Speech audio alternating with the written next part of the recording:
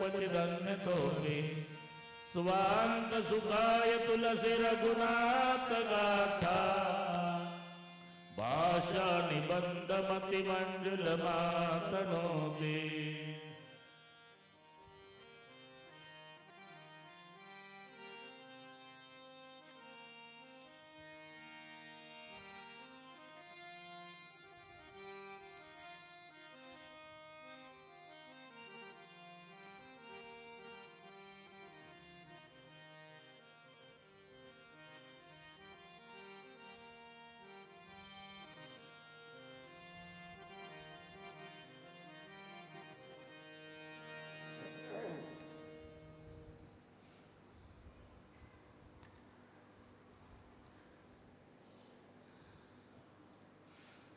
चरितम रघुनाथस्य शतकोटि प्रविस्तरम एकैकमक्षरम पुंसाम महापातकनाशनम।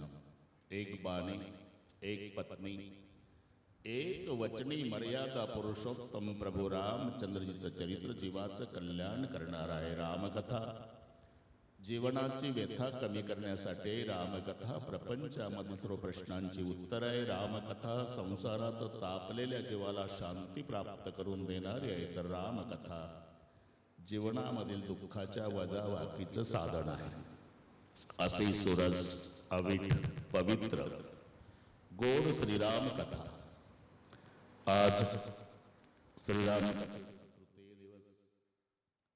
गेली 2 दिवस तुम्ही आम्ही सर्व रामकथा चिंतन करण्याच्या संबंधाने एकत्रित आलेलो।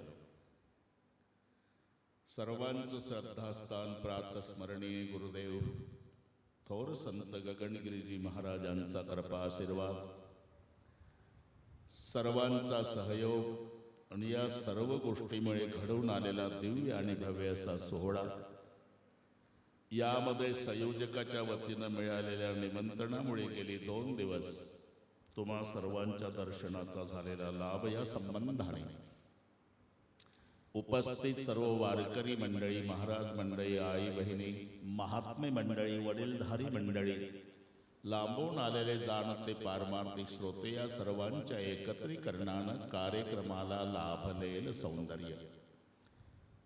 आपण कालपर्यंत कथा श्रवण केलेली आहे श्रीराम जन्म कथा।